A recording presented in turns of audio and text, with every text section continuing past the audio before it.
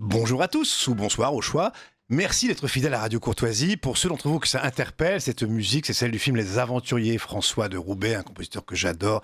Lino Ventura, Alain Delon, une belle époque du cinéma français. Les médias se multiplient, vous le savez, la technique évolue à une vitesse fulgurante. Les réseaux sociaux deviennent, paraît-il, indispensables. J'avoue humblement en passer assez bien.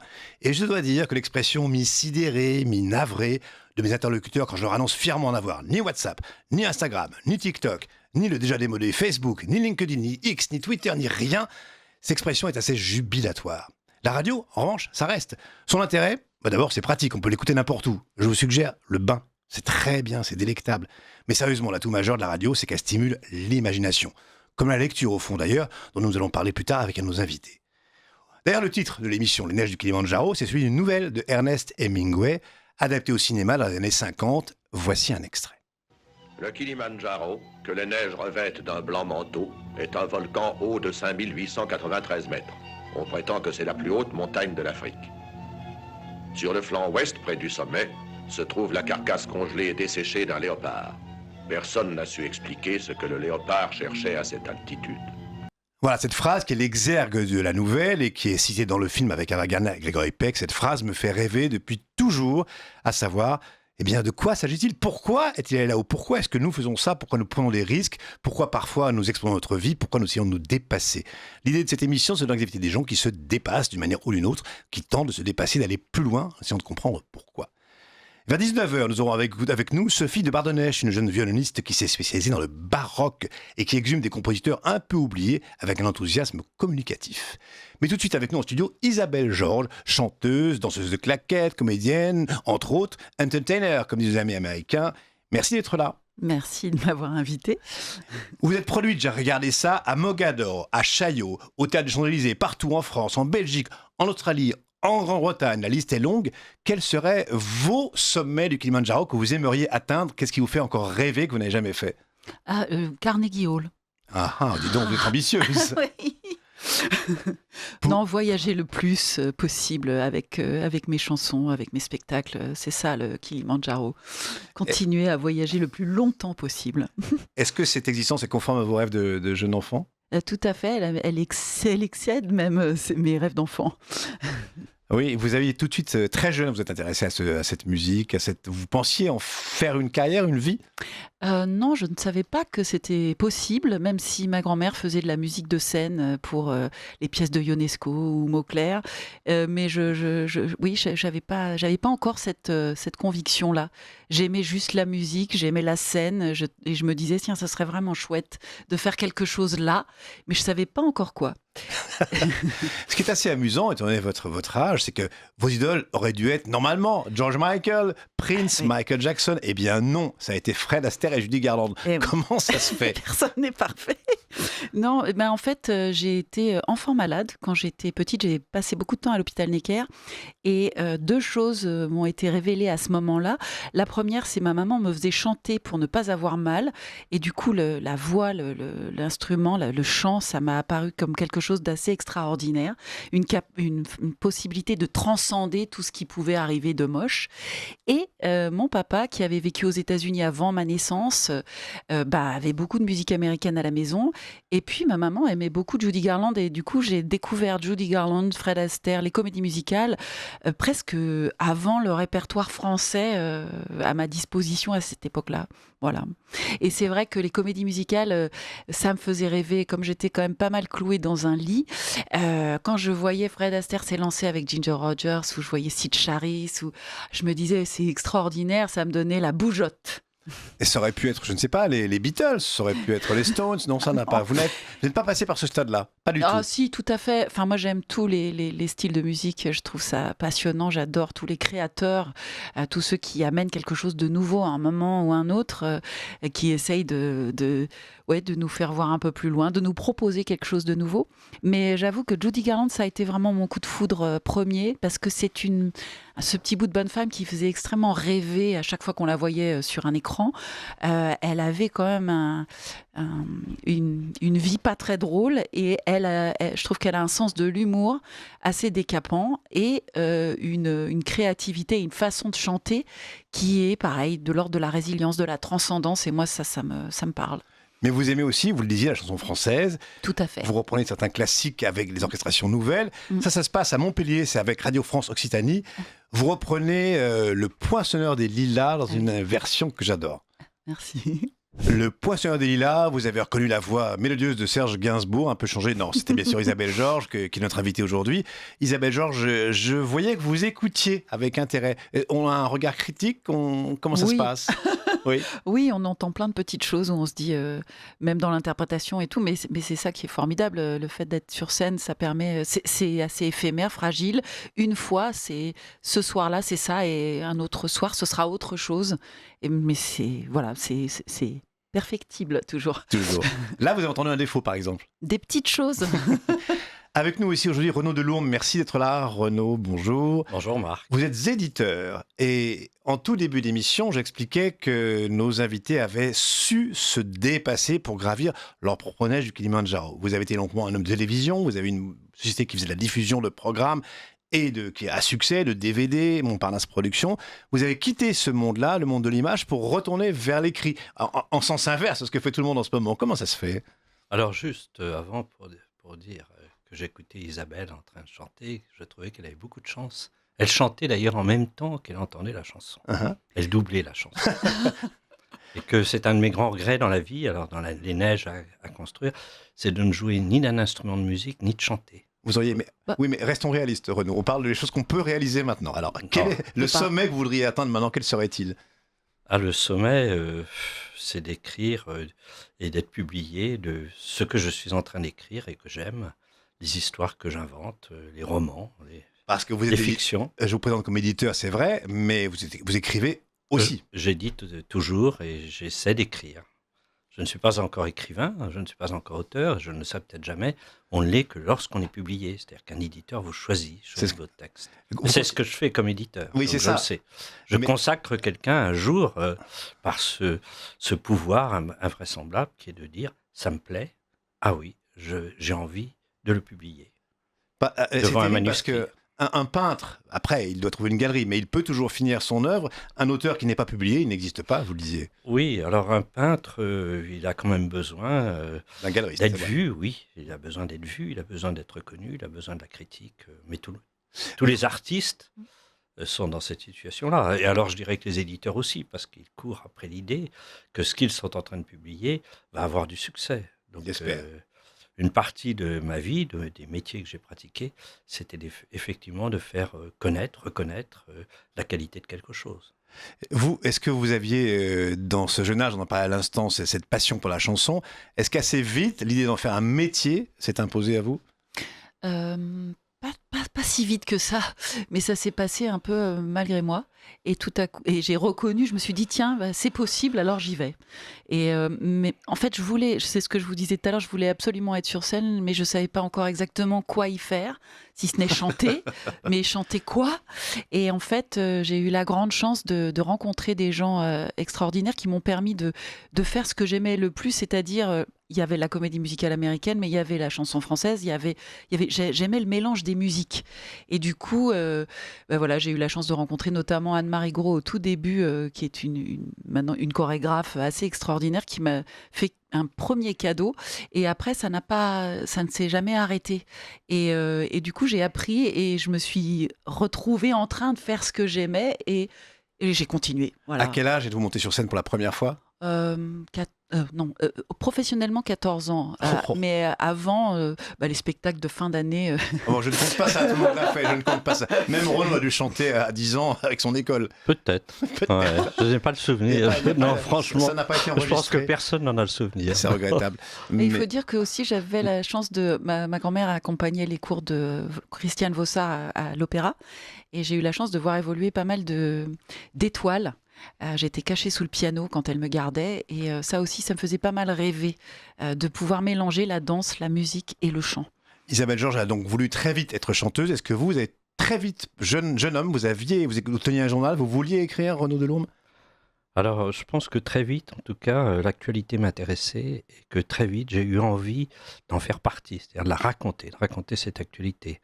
Et comme je crois aux circonstances et aux chances et au hasard, j'ai eu la chance effectivement de rencontrer des gens, alors dont on a probablement oublié le nom aujourd'hui, peut-être pas vous, Allons-y. mais Joseph Pasteur, Oui, Jacques Paoli, évidemment, Europe 1. un homme de télévision, qui était le patron à l'époque de la première et la deuxième chaîne, qui m'a dit « Je n'ai pas de travail pour vous, mais revenez me voir dans quelques mois », après être allé voir mon cousin, car en fait il était corse, Joseph Pasteur, il s'appelait Roque Sani. Et je vais vous envoyer, allez voir Jacques Paoli, qui est mon cousin, et je pense il était patron de la rédaction d'Europe 1 à l'époque. Il m'a confié un gros Nagra, et puis je suis parti faire un reportage en métro. Gros magnétophone. Oui, un gros magnétophone, vous avez connu ça, les gros machins. Et je prenais le métro, et j'allais faire des interviews avec ça, et on commence comme ça, le journalisme. Vous croisiez le Poinçonneur des Lilas, d'ailleurs, dans le métro. Absolument, oui. Alors, sans le chanter, mais oui. Et puis, j'accélère un peu parce que l'histoire de tous est assez longue, mais l'extrait qui suit, c'est à nouveau Isabelle Georges qui chante, devrait quand même vous intéresser en tant qu'homme d'image. Écoutez plutôt. Reprise de Marilyn par Isabelle Georges qui s'écoute avec beaucoup d'attention, ça m'amuse de vous voir faire ça. Donc je pensais que ça vous intéresserait, Renaud, parce que c'est Marilyn, c'est la star de cinéma, donc ça rejoint un peu vos deux univers, car vous avez commencé, vous le disiez, comme homme d'image, radio puis télévision. C'est ça le début de votre carrière. Ouais, comme journaliste. Voilà. Comme journaliste à la recherche de la réalité et de la façon de le raconter. La fiction ne vous intéressait pas à l'époque ? Non, pas tellement. Je lisais beaucoup. Mon premier livre, c'était à 7 ou 8 ans, Les Trois Mousquetaires. Et on me cherchait. Si jeune que ça ? Oui, si jeune que ça. Oui, précoce pour ça en tout cas. Le reste, je ne sais pas. Bah, c'est merveilleux, il n'y a pas mieux que Les Trois Mousquetaires, je suis d'accord avec vous. C'était un beau départ. Absolument, 4 amis, tout était bien. Oui. Et alors, quel a été le point ultime de votre carrière à la télévision ? Alors, je vais raconter simplement une petite chose, tout à fait début. Je suis retourné à la télévision, j'ai découpé des dépêches pendant 6 mois, puis à un moment donné, le patron des Infogénés, Jean-Pierre Chapelle, m'a fait venir et il m'a pris dans son équipe. Les Infogénés, ce sont les faits divers, les chiens écrasés, tous ces trucs-là. Et puis un soir, il y a une dépêche qui est tombée, j'étais le journaliste de permanence, la dépêche annonçait 3 morts dans un tunnel avec un train. En fait, c'était le tunnel de Vierzy. Je suis parti dans le brouillard avec une équipe de télévision. En fait, il y avait 140 morts. C'était épouvantable. C'est une histoire épouvantable. Je suis rentré dans ce tunnel. J'étais jeune journaliste débutant. Je m'en souviendrai toujours. Après 140 km dans le brouillard, Bon, et ça démarre comme ça, la vie. Ça peut démarrer plus gaiement, mais... Non, ça démarre aussi comme ça. Oui, il y a des choses gaies, heureusement. Il y a plein de choses gaies.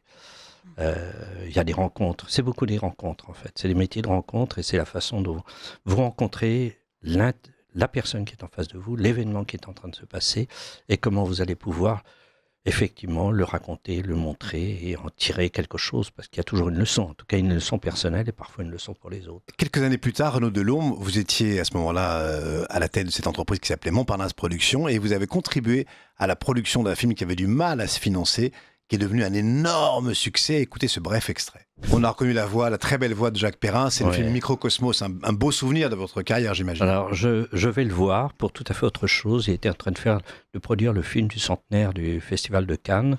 Et je connaissais l'histoire de Microcosmos. Je connaissais les gens qui avaient été au départ de ce film et qui n'avaient pas réussi à le financer. Jacques Perrin l'avait repris. Jacques Perrin, c'était un homme du pari, du risque. Et à un moment donné, après être tombé d'accord sur l'idée de l'édition de ce film sur le Festival de Cannes, je lui dis « Jacques, est-ce que, par hasard, où en êtes-vous sur Microcosmos ?» Il me dit « J'ai un problème de financement. Si vous me mettez, je ne sais plus, je crois 500 000 francs à l'époque, cash là, sur la table, vous avez les droits vidéo. » Bon, à l'époque, je lui ai dit « Ok. » Quand je suis rentré et que j'ai raconté ça à mon équipe, ils ont pensé que j'étais dingue. Un film sur des insectes. Oui. L'idée de ce film, c'était on se couche sur le dos dans une prairie, et on pense à tout ce qui est en train dans le dos. Vous imaginez ça, Isabelle? Cette vie minuscule. Vous l'avez vu ce film? Vous le connaissez? Oui. C'était splendide. C'était splendide. Et alors on m'a dit que c'était fou, mais en fait ça a été un immense succès, dû à l'ensemble des personnes qui l'ont fait. Et effectivement, je n'ai eu de cesse de le diffuser et de participer à cette belle aventure. Mais c'est d'abord l'aventure de Jacques Perrin et des Oui, mais autres. vous lisiez ces rencontres, et c'est valable dans l'autre sens. C'est des Eux vous en rencontrez. Oui. Vous les rencontrez, ils vous rencontrent. Oui. Vous, les rencontres, ce sont des gens dont vous êtes finalement la disciple, qui vous permettent de passer un cap de plus, que vous admirez, ou des gens logistiques qui vous aident? Ah non, il y a tout type de rencontres. Bah, il y en a une très très belle dans ma vie, c'est Michel Legrand pour le Passe-Muraille. Enfin, j'étais sa jeune première, j'ai travaillé 1 an avec lui, c'était vraiment magique. Mais il y en a plein d'autres. Et puis ça continue, c'est ça. En fait, je suis d'accord. Je trouve que la rencontre dans ce métier, c'est ce qui fait tout. C'est ce qui fait l'intérêt de tout. Pour moi, en fait, c'est ce qui me motive le plus. Là, encore récemment. Aujourd'hui, par exemple. Oui, mais exactement. En fait, c'est ça qui est le plus excitant. Dites-moi, Renaud, lorsque vous étiez un jeune journaliste, est-ce que l'idée l'idée du succès vous titillait ou pas? Pas du tout. Je ne crois pas que l'idée du succès me titillait, mais je crois que l'idée de mettre en valeur quelque chose, oui. D'arriver à le raconter, il n'y a rien de plus difficile. On parle beaucoup de l'objectivité des journalistes. C'est un des métiers les moins objectifs qui existent, bien entendu. C'est là où votre point de vue, votre subjectivité, en face d'un événement, va devoir faire attention à la façon dont on va l'aborder. Le fameux point de vue. Bon. Bien sûr. Donc, non, je ne pensais pas au succès. Le succès est devenu plus nécessaire quand j'ai lancé Édition Montparnasse, c'est sûr. Parce que j'avais une équipe, j'ai eu jusqu'à 25 personnes avec moi. Et que là, à ce moment-là, oui, j'ai appris ce que c'était qu'un bilan, il fallait le lire, etc. etc. Ah, c'est pas la même vie qu'un artiste où on est un peu égoïste, non, quand on a une chambre. Ah non, pas du tout. Moi, j'ai beaucoup de musiciens qui travaillent avec moi, qui dépendent de moi aussi. Et donc, non, je me sens tout à fait responsable et j'apprends pas mal de choses, notamment les bilans, pas encore complètement, mais beaucoup de choses qui sont moins rigolotes, mais qui font partie aussi de la construction d'un spectacle ou d'un tour de chant ou de la production. Ça fait vraiment partie du quotidien. Dans une bulle artistique, vous vous intéressez pas aussi à ça? Non, parce que j'ai vraiment envie d'être libre. Et être libre, ça a un petit coup qui est être indépendant, même au niveau de la production. Voilà. Parce que parfois, vous dites un petit coup, mais il y a des spectacles où il y a un orchestre symphonique derrière vous. Oui, ça, c'est gigantesque. Donc, oui, mais là, c'est aussi, ce sont les orchestres font appel à moi pour construire un programme. Et donc, c'est quand même si eux ont des demandes, j'essaye toujours au maximum d'aller dans la plus grande liberté, de construire ce que j'ai vraiment envie de construire. Renaud, nous passons assez vite, on passe par étapes, des petits bonds de kangourou. Vous n'êtes plus journaliste, vous êtes plus producteur, vous êtes devenu éditeur. Et voici une sorte de référence en la matière. Écoutons-le. Alors, c'était Antoine Gallimard, c'est la 3e génération, donc c'est un peu l'autre bout de l'échelle, sans vous faire injure. C'est l'énorme monument de l'édition française, et vous êtes lancé courageusement tout seul, petit pousset. Vous n'avez pas les mêmes soucis que lui. Est-ce que néanmoins son discours est proche de ce que vous ressentez? Je pense que, par exemple, si on pense à Gallimard, la NRF a raté Proust au début. Ils n'ont pas voulu éditer La Recherche du temps perdu. Ah, ils ont refusé? Oui. D'accord. C'est Gide qui faisait partie qui l'a refusé. Et puis, Proust est allé voir Grasset et il l'a édité à compte d'auteur, en réalité. Non, c'est pas vrai. Si. Et puis, Gide s'est rendu compte qu'il avait fait une bêtise et il est venu proposer à Proust de reprendre la suite. Ah oui, magnifique et histoire. Proust n'avait qu'une envie, c'était d'être édité par la NRF, donc il a lâché Grasset. C'est aussi un métier d'intérêt et voire de trahison à l'occasion. Bien sûr. Mais donc, même, pardon, je coupe, mais même Antoine Gallimard, qui est débordé évidemment, a envie de lire des manuscrits à tour de bras et dit que c'est son métier. Est-ce que vous considérez que c'est le vôtre essentiellement? Lire? Oui, c'est d'abord le mien, c'est d'abord lire, bien entendu. Ensuite, c'est de se dire ça me plaît, ensuite c'est de se dire ça peut marcher, et ensuite c'est de se dire comment je vais le faire connaître dans un milieu, dans un monde où on publie beaucoup plus de textes qu'il n'y aura de lecteurs. En réalité. Bon. Donc c'est un pari permanent. C'est un pari permanent, mais c'est un pari moins coûteux que le cinéma, beaucoup moins coûteux, mais c'est quand même un pari d'argent aussi.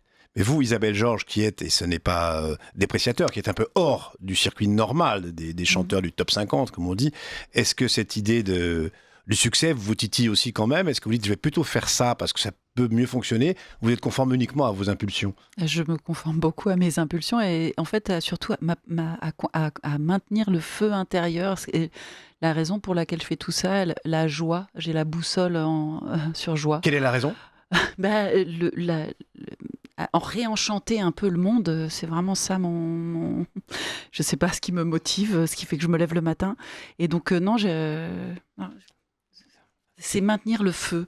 Le succès, j'ai l'impression, enfin pour moi, je vis beaucoup de succès en fait.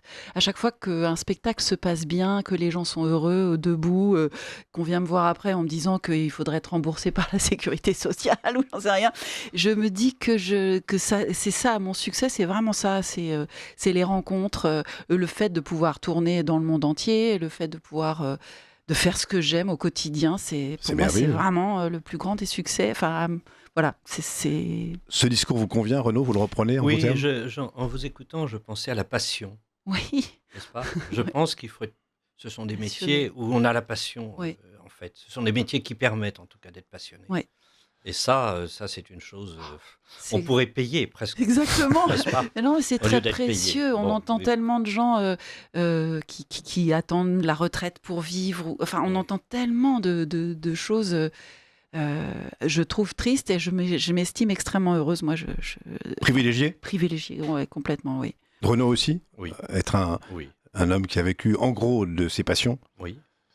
Avec toujours l'envie chevillée au corps d'aller plus loin, à écrire vous-même? Oui, absolument. Et d'éditer toujours, et de trouver toujours des manuscrits qui me passionnent.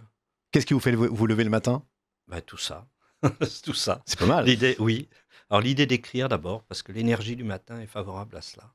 Mais l'auteur n'est pas en concurrence chez vous, interne, avec l'éditeur? Non. Alors, par moment, peut-être que j'ai plus envie d'écrire que de lire quelque chose de quelqu'un d'autre.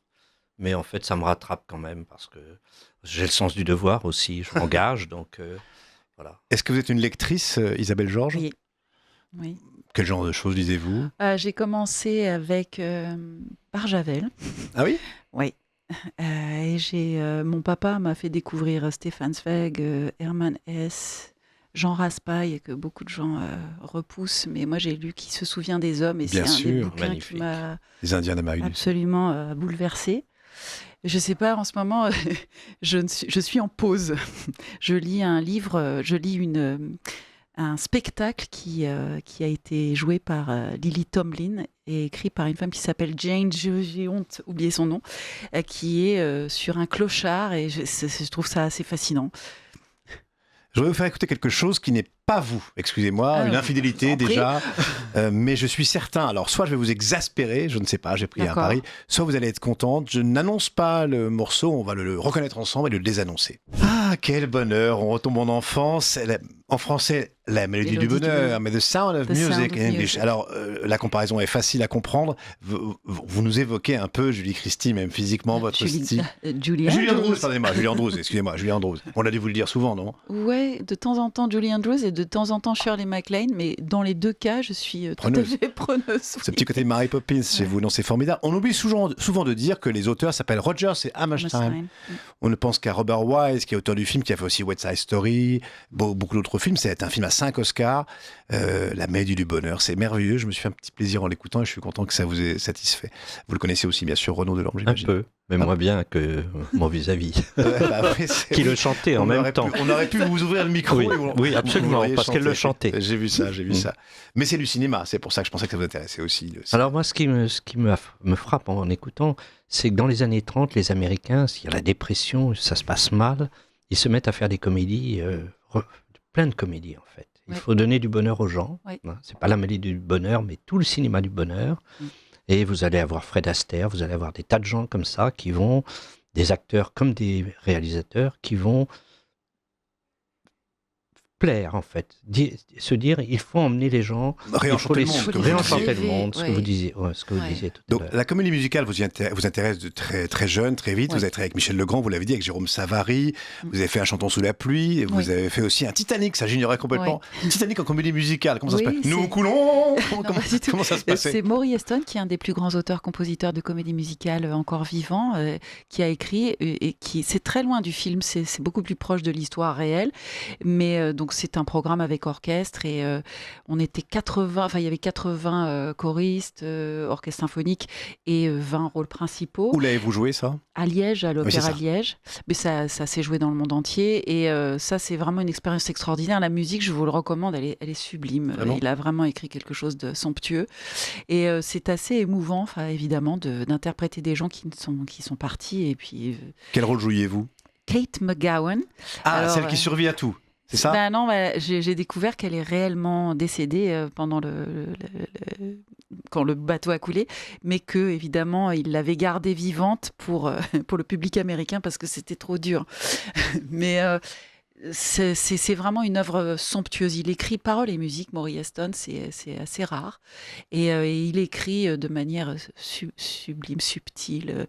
Quand il écrit pour une femme, on a l'impression qu'il est une femme. Il est vraiment extraordinaire. Je vous recommande de découvrir Avec Titanic the Musical. Je pense aux gens avec qui vous avez travaillé. Vous avez évoqué Michel Legrand et Jérôme Savary. Ce sont des grands noms, mais très différents. L'un est un pur musicien, l'autre est un metteur en scène. Ouais. Les deux vous ont apporté des choses très différentes, j'imagine, mais quelle chance! Oui, quelle chance. Savary, c'était le culot. J'ai fait sa péricole et j'étais en face de lui dans Le Dictateur. Et je commençais et j'étais tétanisée. Et en même temps, j'ai trouvé ça fantastique parce que, alors, il sortait de son personnage, il s'adressait aux gens dans la salle. Et moi, et à chaque fois, il me retourne, il me regardait, et, genre, débrouille-toi pour, pour reprendre le. Et j'ai trouvé ça assez formidable de commencer comme ça parce que on est dans l'instant présent. On ne sait jamais ce qui va se passer. Et ça, je trouve ça rafraîchissant. En vous écoutant, je pense surtout à quelque chose, c'est que ça soit comme lecteur ou que ça soit probablement comme auteur, comme réalisateur, etc., produire, interpréter des choses différentes, aller de la comédie, du rire, finalement aux larmes, au drame, à la tragédie, enfin, même le mélodrame, le fameux mélodrame, autant l'emporte le vent étant le plus grand mélodrame qui existe, en fait. Probablement. Et c'est vrai en littérature, c'est vrai dans le cinéma. Et moi, je me suis toujours un peu battu, ou en tout cas pris à partie avec mes contemporains, sur l'idée qu'il y avait des genres qui étaient moins bien que d'autres. Je pense que tous les genres sont bons. Merci. Et qu'on a le droit de... C'est vrai, et qu'on a le droit d'aimer, on a le droit de pleurer, on a le droit de rire, on a le droit d'aller... On a le droit d'aimer des choses populaires. Est-ce qu'il y a quelque chose que vous aimez secrètement et que vous n'osez pas avouer? Un film de mauvais goût mais que vous adorez quand même? Ça existe, ça? Non, je ne crois pas. Là, en ce moment, je suis en train de lire la nouvelle traduction. Alors là, ça va faire vraiment un télo. Allez-y. De Thomas Mann sur les Brunenbock. Ah oui, pour la joie de vivre, reparlons-en. Ouais. Oui, c'est pas tout à fait la joie de vivre. Encore qu'il y a un personnage formidable que je propose à vos auditeurs, c'est Tony, Anthony, la fille du consul de Lübeck. Et elle est tellement drôle, elle pousse tellement autour d'elle tout ce qui est trop contraignant.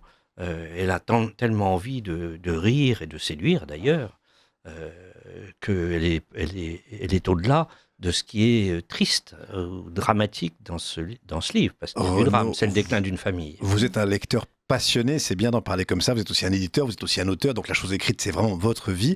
La chose chantée, elle est écrite aussi auparavant.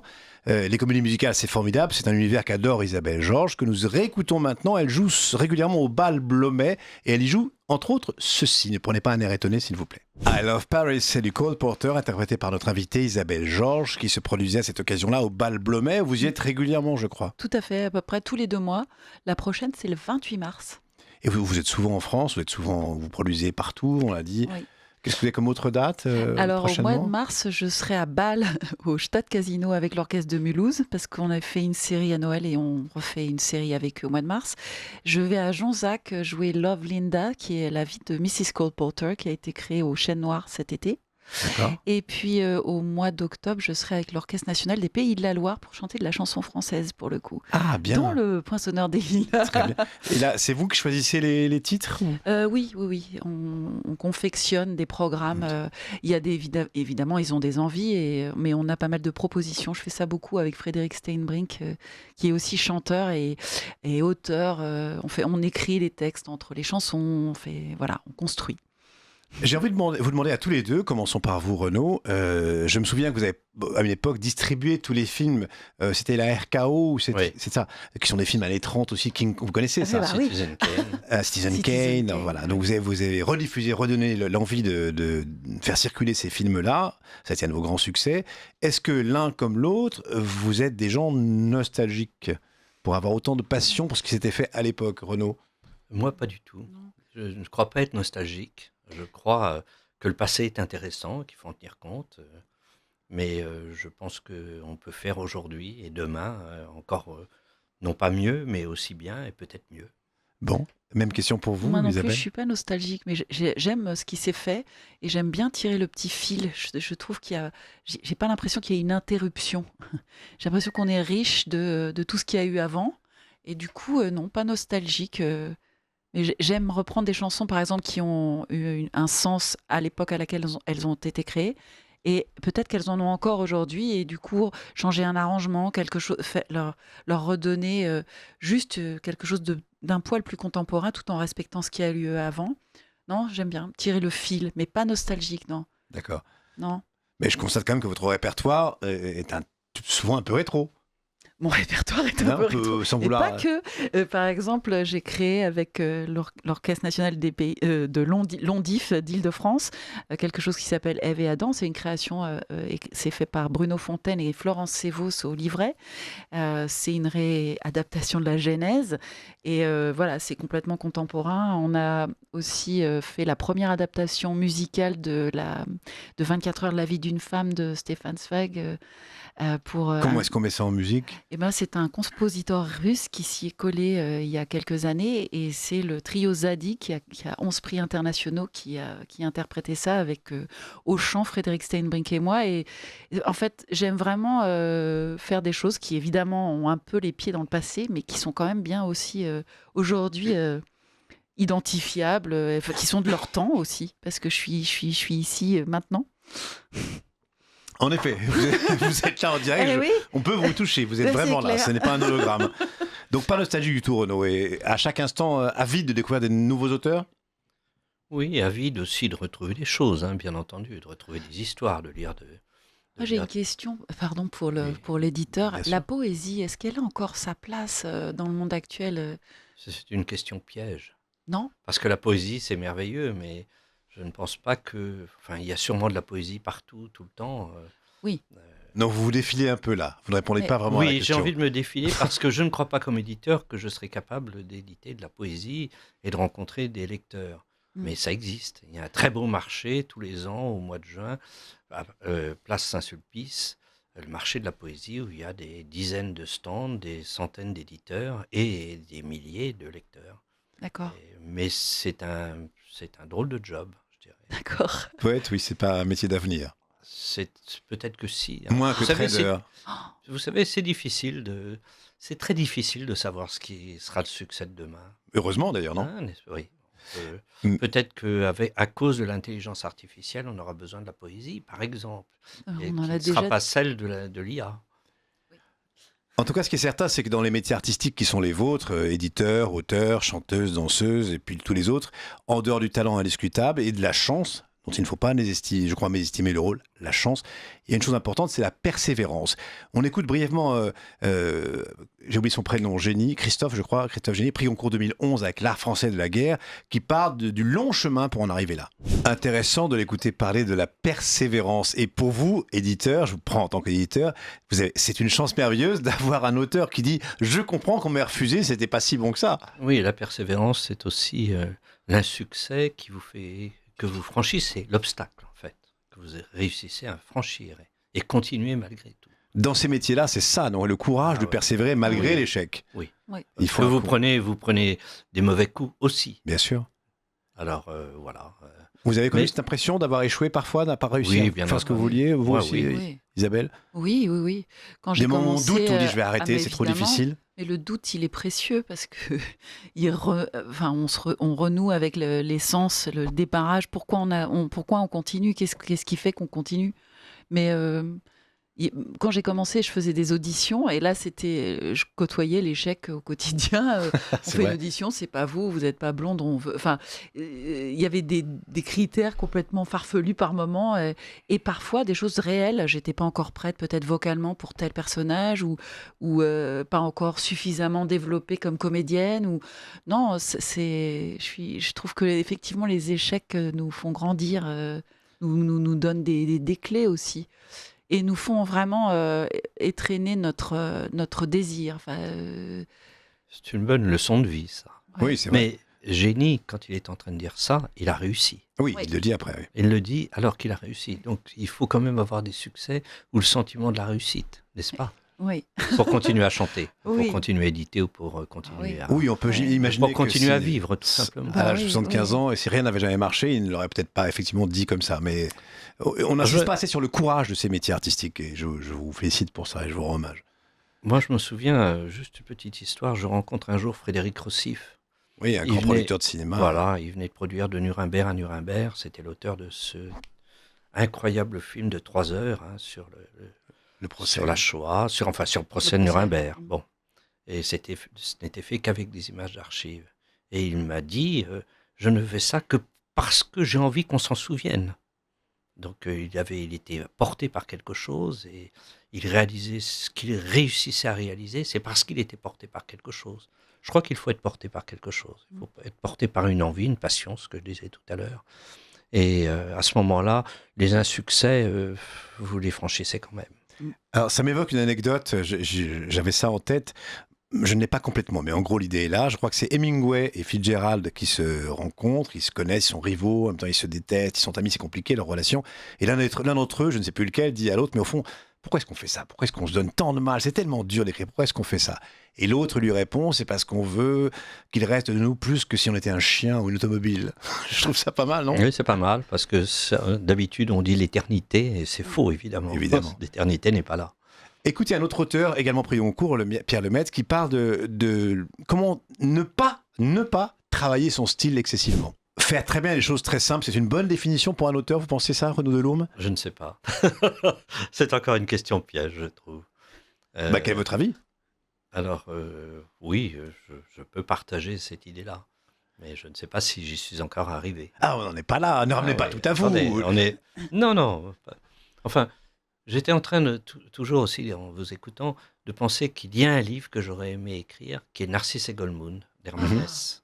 Ce livre. C'est absolument extraordinaire. C'est-à-dire, bon, je ne sais pas, vous l'avez lu probablement, Marc? Non, je ne l'ai pas lu, j'avoue. Ah ben voilà, vous avez de la chance, vous avez quelque chose à découvrir. Hein. La formule est belle. Mais le titre me rebute un peu, je ne sais pas pourquoi, c'est idiot. Ah ouais, mais...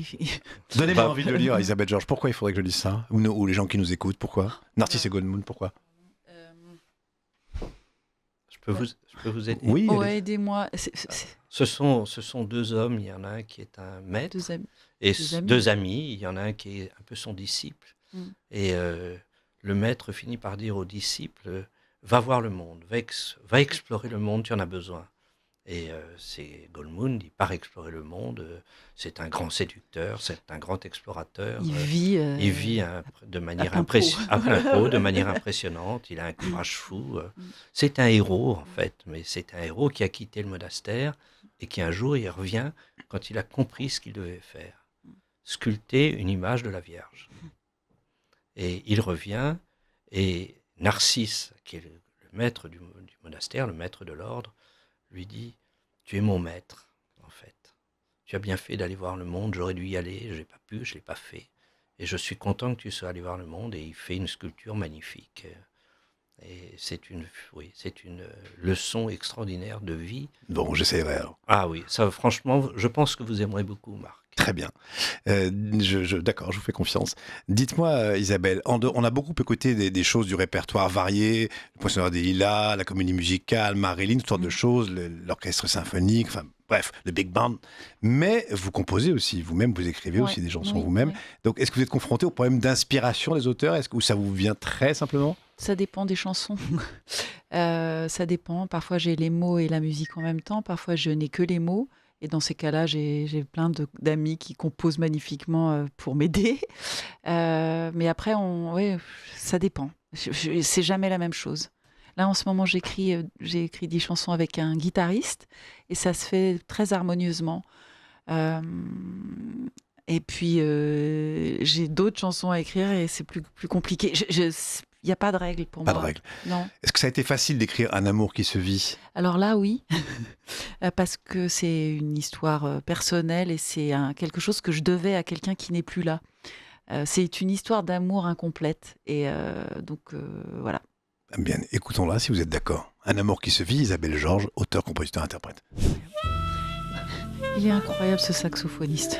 Un amour qui se vit, c'est interprété par Isabelle Georges et c'est très amusant, c'est touchant parce qu'on vous entend dire en écoutant votre propre chanson, le saxophoniste est vraiment incroyable. Ouais, il s'appelle Adrien Sanchez avec son frère. Ils ont un groupe qui s'appelle Flash Pig.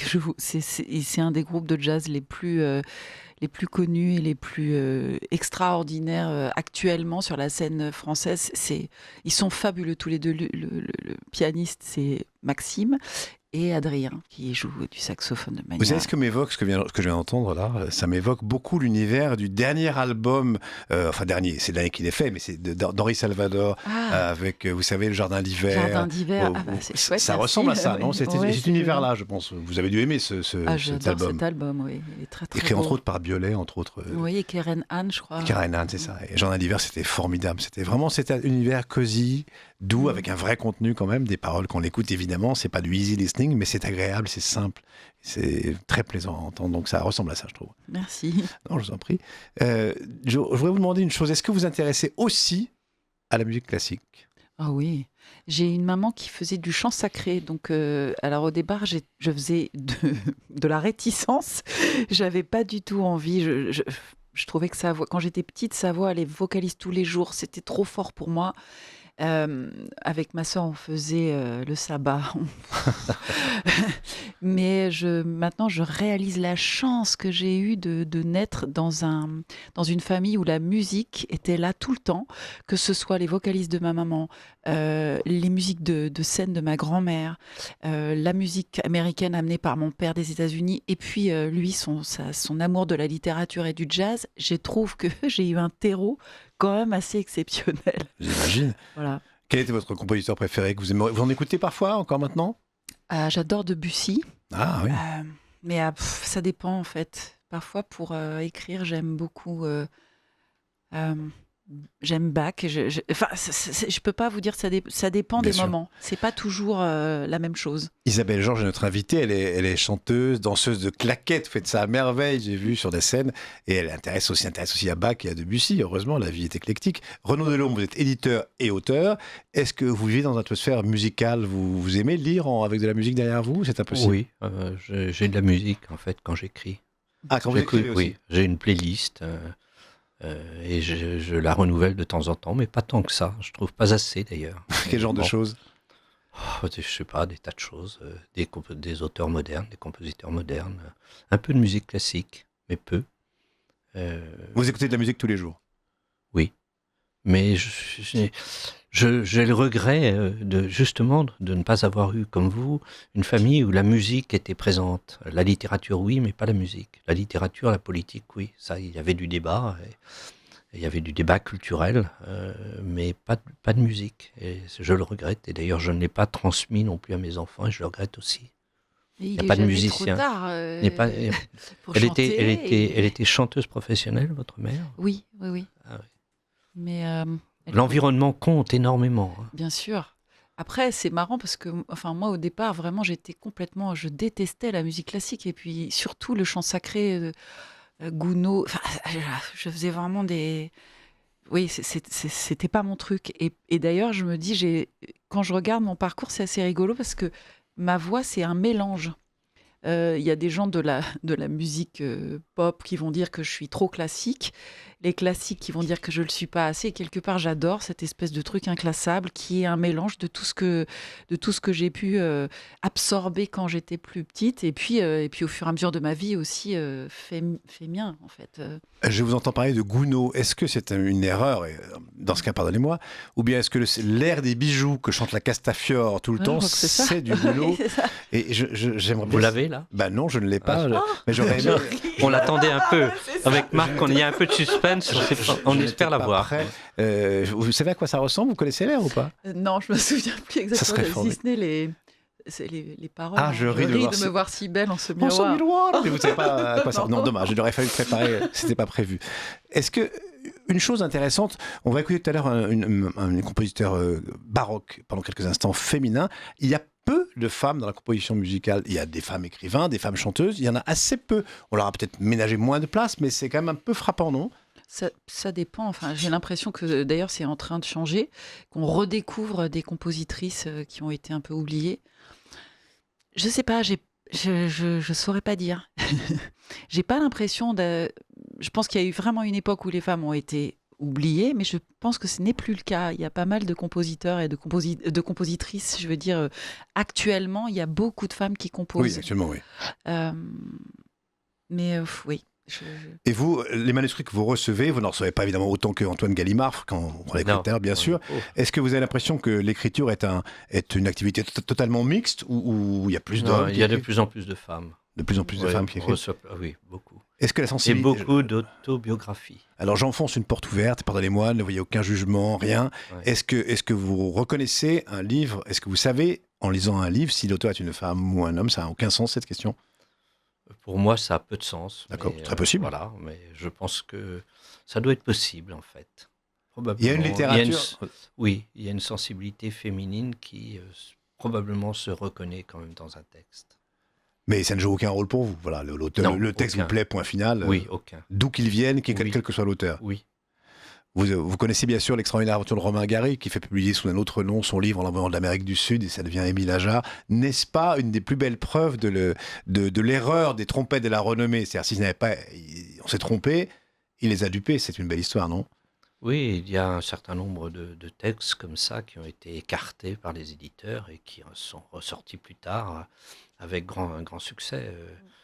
Donc, l'éditeur est en face d'un texte qu'il rejette et qui peut être un truc formidable. Mais ça, c'est normal. Et vous pensez C'est que- normal, le tamis, Bien c'est sûr. normal qu'on puisse se tromper à tous les niveaux. Comment décider? Ah ben, je ne sais pas. Parce qu'il y a le critère. Moi, lecteur, moi, auditeur Renaud Delhomme, ça me plaît, ou ça ne me plaît pas, mais un public peut l'aimer. Est-ce qu'on arrive à sortir de soi-même pour dire, je vais quand même éditer ce livre-là, même si moi, ça ne me plaît pas tant que ça? C'est pas possible, cette démarche-là? Il faut que ça vous plaise? Non, je pense qu'il faut, en tout cas, selon mon regard, selon mon objectif, il faut que je sente quelque chose dont je me dis, ça vaut le coup de l'éditer, Bien sûr. À tout point de vue. à tout point de vue. Le coup COUP ou COU accent circonflexe T? Non, c'est OUP. Non, mais parce que si on peut pas défendre quelque chose en lequel on croit pas du tout, enfin, je sais pas, non? Vous pouvez défendre quelque chose qui vous. Non, si c'est quelque chose qui ne me plaît pas, je ne sais pas ce que je vais en faire. C'est Alors ça. ça nous plaît. Aline, qui était avec nous, qui réalise l'émission, a trouvé, magicienne, l'air des bijoux de la Castafiore. Ah. C'est après, je vais enfin Youpi. l'entendre après tant d'années. À quoi cela Joli. ressemble-t-il vraiment? Voilà, c'était un peu imprévu. C'était Anna Edry qui interprète, ce n'est pas la Castafiore, qui interprète l'air des bijoux, qui jalonne tous les albums de Tintin. Et c'est vrai, en fin de compte, on connaissait l'air. J'aurais dû y penser tout seul. Renaud Delhomme est avec nous, éditeur, auteur. Il voudrait demander à Isabelle Georges, Oui. chanteuse, l'autre invité, quelque chose d'important. Est-ce que vous aimeriez chanter ça, les bijoux? Oui. Est-ce que vous pourriez? Oui, je pourrais. Et j'aimerais, mais je le ferais. Oui, j'aimerais presque un petit peu comique. Enfin, je sais pas. Oui, j'aimerais. C'est Vous assez aviez une rigolo. façon presque de l'interpréter, là, avec un petit côté comique. C'est ça. Oui, c'est vrai. Mais oui, il est très rigolo cet air. Il est très rigolo. Mais il est tellement connoté par Tintin qu'on ne sait plus ce qu'on en pense en réalité. On ne sait pas comment on arrive à le juger autrement. Mhm.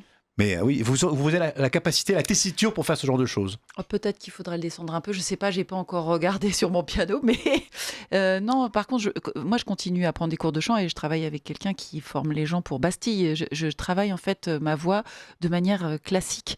Parce que c'est la meilleure manière d'aller explorer un peu toutes les facettes. Après, c'est une question de style.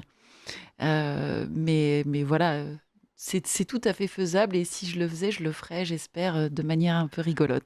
D'ailleurs, vous y êtes venue toute seule, j'allais vous poser cette question-là. Au fond, comment travaillez-vous? C'est comme un muscle, comme un sportif? Vous travaillez tous les jours votre voix? Comment ça Ouais. fonctionne? Alors, j'ai eu la chance, c'est une rencontre. J'ai rencontré un monsieur qui s'appelle Jean Salamero quand j'avais 20 ans. Parce qu'en fait, j'ai toujours chanté, mais j'avais jamais pris de cours de chant. Et puis, je me suis retrouvée à faire un premier rôle de comédie musicale très exigeant. C'est 8 spectacles par semaine. Et là, je me suis dit, mais si j'ai pas une technique, je ne sais pas comment je vais faire. Et j'ai rencontré cet homme qui a été avec Brel dans L'Homme de la Mancha. Enfin, c'était un monsieur assez extraordinaire. Et qui m'a fait découvrir ma voix et qui m'a fait prendre conscience que c'est quelque chose de précieux. On s'en sert tous les jours, on s'en rend même pas compte. Et lui, il avait quelque chose d'assez magnifique. Il disait que tout le monde chante. Quand on est petit, tout le monde chante et que petit à petit, on désapprend à cause des bobos, de la vie qui nous cabosse un peu, ou alors de ce qu'on peut entendre des autres. Tu chantes faux, tais-toi. Et donc, et je pensais qu'il exagérait, mais en fait, une fois, je lui ai amené un de mes amis comédiens qui chantait vraiment faux, et il a réussi à le faire chanter juste en quelques cours, en fait. Mais c'était quelqu'un d'assez exceptionnel. Je suis navré. Est-ce que Vous vous étouffez. Là. ouais, pendant que Marc est en train de tousser, On est en train de perdre Marc. est-ce qu'on pourrait dire jusqu'à 6-7 ans, un enfant, il a un imaginaire extraordinaire.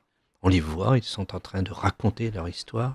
Est-ce que peut-être qu'ils peuvent chanter à ce moment-là, Tout à fait. sans avoir ne rien savoir, Oui, ne rien avoir appris, Pas d'inhibition en plus. oui, et mais, aucune inhibition, oui, mais et imaginer. il y a beaucoup de choses qu'on fait jusqu'à un certain âge de manière Je spontanée. crois que c'est 5, 6, 7 ans. Mm.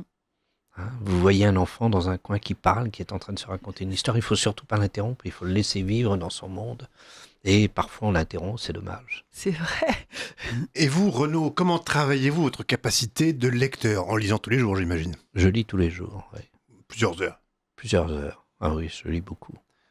Par plaisir ou par goût professionnel de Non, nécessité? par plaisir, pas par nécessité. Vous C'est achetez- jamais une nécessité pour moi de lire. Vous achetez des livres? Oui, tout le temps. Oui, j'achète des livres.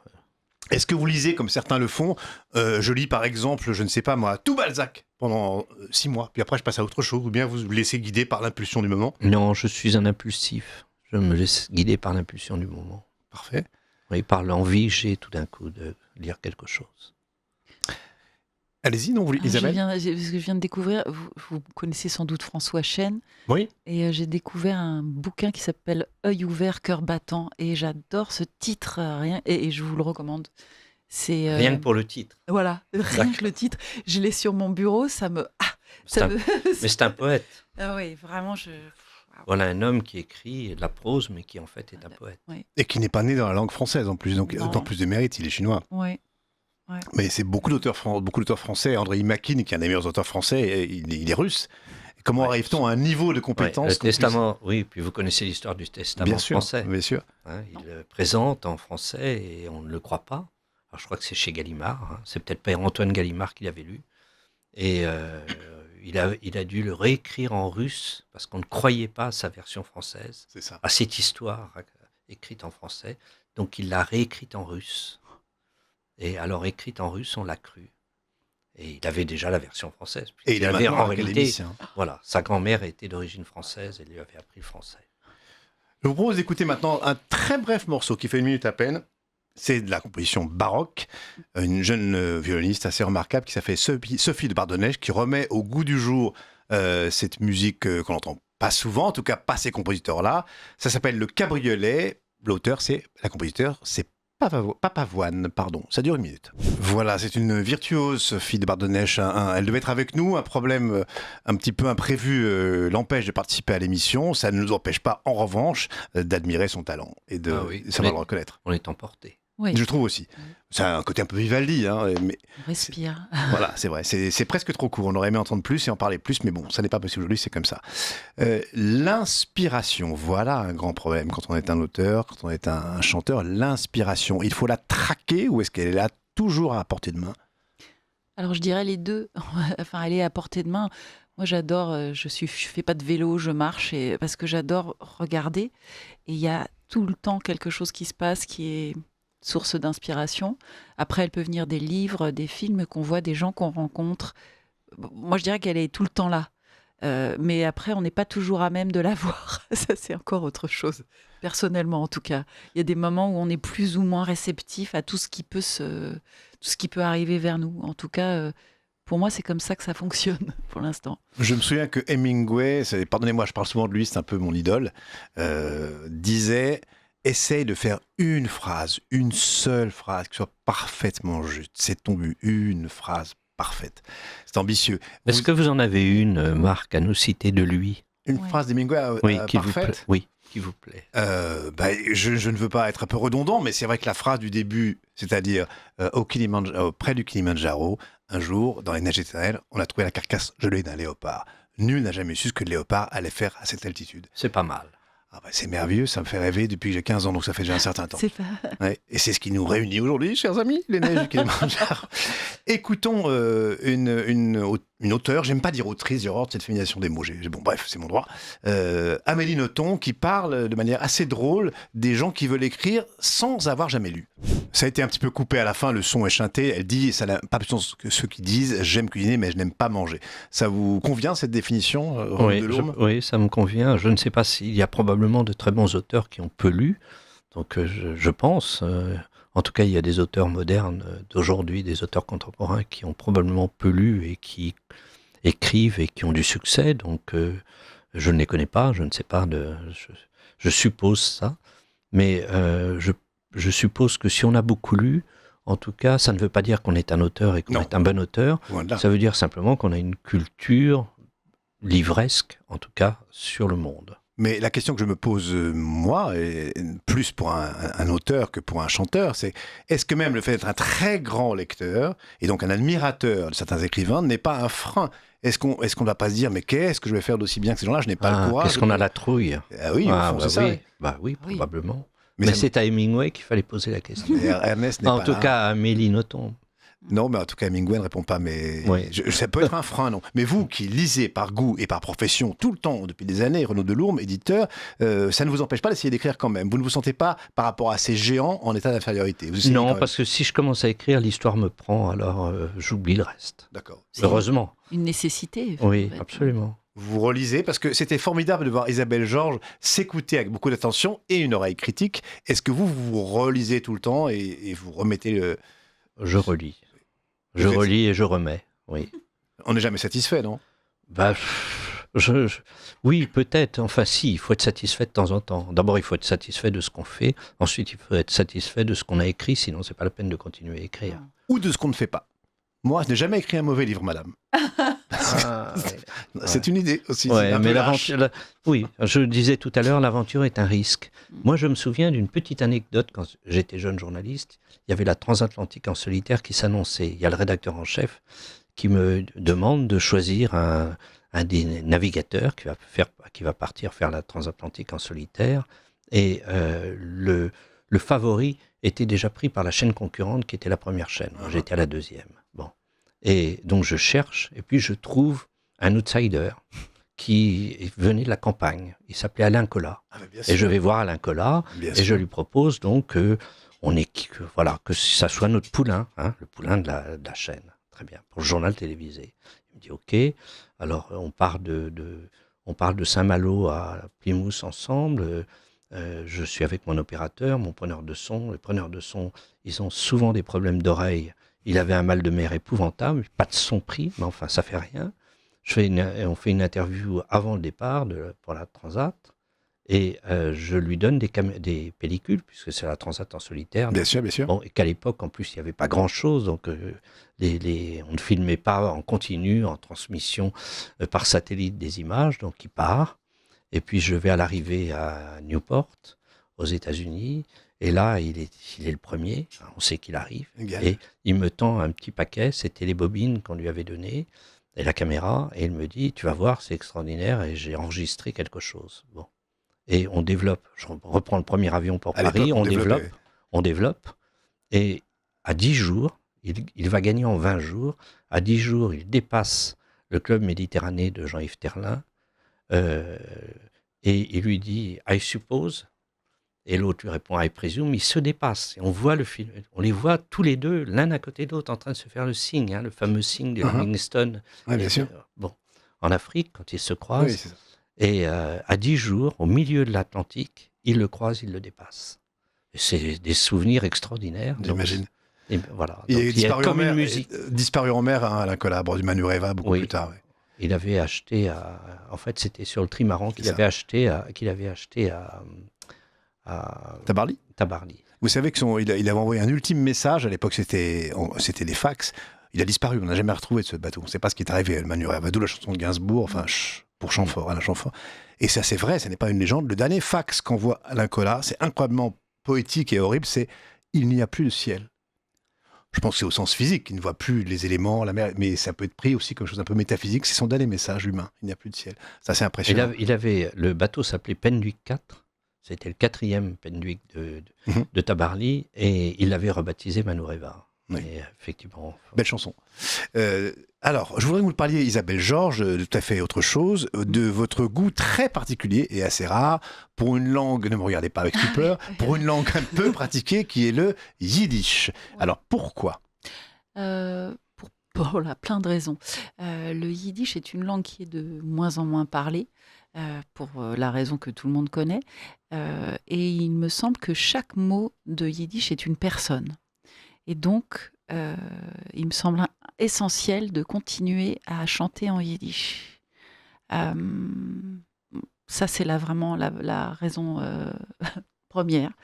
Après, j'ai fait des rencontres absolument extraordinaires, notamment une dame, parce que j'avais entendu un petit peu de yiddish petite, mais c'était de la musique et je savais pas ce que c'était. Et en fait, à un moment, j'ai voulu apprendre et j'ai rencontré une fille qui s'appelle Dorothée Viennet, qui est une grande passeuse de yiddish qui est décédée il y a quelques années et qui est devenue une amie. Et j'avais comme but de pouvoir lire Bashevis Singer en yiddish. Bravo. Parce qu'en fait, j'adorais l'auteur, je trouvais ça formidable. J'avais lu en anglais aussi, mais j'avais envie de savoir ce que c'était à l'origine, en fait. Et j'ai pas été déçue parce que c'est un peu édulcoré en anglais. Ça l'est encore beaucoup plus en français. Enfin voilà. Et du coup, avec Dorothée, j'ai commencé à plonger dans Bashevis. Et le yiddish a joué aussi un rôle dans les premières comédies musicales américaines, à Broadway. 90% du songbook américain, c'est la deuxième génération immigrants juifs de l'Est qui sont arrivés. C'est fou. Les Gershwin, qui s'appelaient Gershowitz, Irving Berlin, Rodgers and Hammerstein. Oui, mais c'est leurs origines, mais ce qu'ils ont créé ne ressemble pas au yiddish. Mais c'est très, très inspiré. Ce qui est absolument génial, c'est pourquoi toutes les comédies musicales se terminent bien, écrites par ces deuxième générations-là. Parce que les parents se sont extrêmement sacrifiés pour les enfants, en fait. Ils sont arrivés aux États-Unis en se disant les routes pavées d'or, youpi. Et en fait, pas du tout.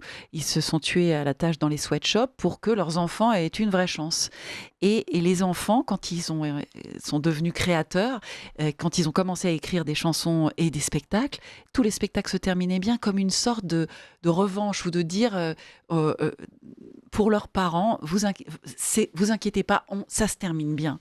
Et ça, je trouve ça assez extraordinaire. Il y a un bouquin génial qui s'appelle Funny Doesn't Sound Jewish et sur le songbook américain, et on s'aperçoit que, par exemple, Supercalifragilisticexpialidocious, Mary Poppins. Voilà, c'est un traditionnel yiddish.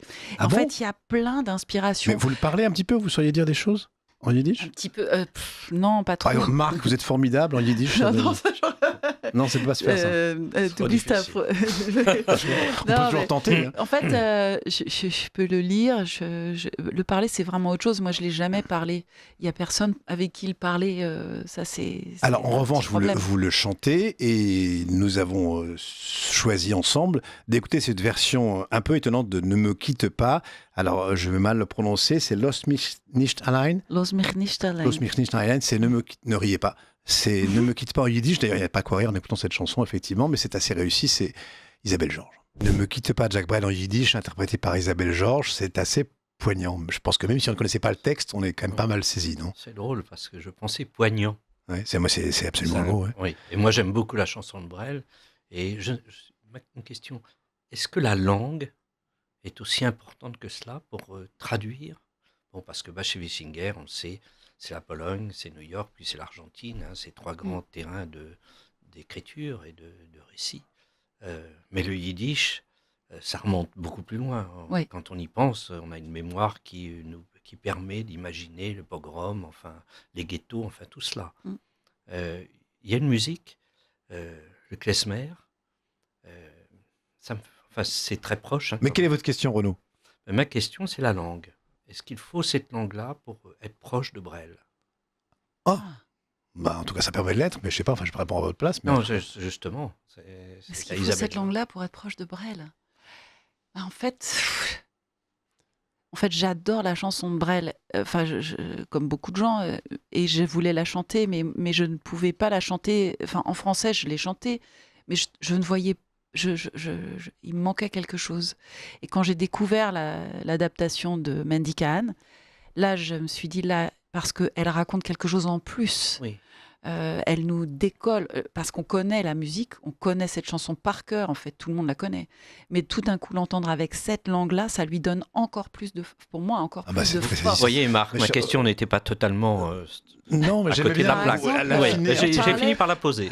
Mes amis, il ne nous reste plus de temps. Allez, 5 Parce secondes. qu'on parlait de l'adaptation et à la fin, ta main, l'ombre de ton chien. En yiddish, il y a un truc en plus qui fait Heint, Hand, Hund. Heint, c'est l'ombre de ton aujourd'hui. Hand, l'ombre de ta main. Hund, l'ombre de ton chien. En fait, il y a des petites subtilités en plus qui sont qui font voilà, un tout petit... Chers amis, il faut nous quitter là-dessus. Malheureusement, le répertoire d'Isabelle Georges est très vaste. C'est beaucoup de Broadway, beaucoup de dance, beaucoup d'entertainment, la chanson française, et puis aussi dance, ça pète, tape sur Ça pète. les claquettes. Et puis aussi ce genre de choses qu'on a entendues. Merci infiniment d'avoir passé cette heure et demie avec nous. Merci beaucoup, c'est très gentil. On Merci vous voit à donc vous. entre autres le 28 mars Oui. au Bal Blomet pour ceux qui ont envie de découvrir votre répertoire. Renaud Delourme a bientôt de vous lire vos productions comme auteur ou comme éditeur, les deux. Merci, Marc. Merci à vous deux. Merci. Je vous souhaite une bonne soirée sur Radio Courtoisie. Et on écoute pour finir, on termine avec le générique habituel. Magnifique François de Roubaix, que j'adore. Sinon, il ne serait pas là.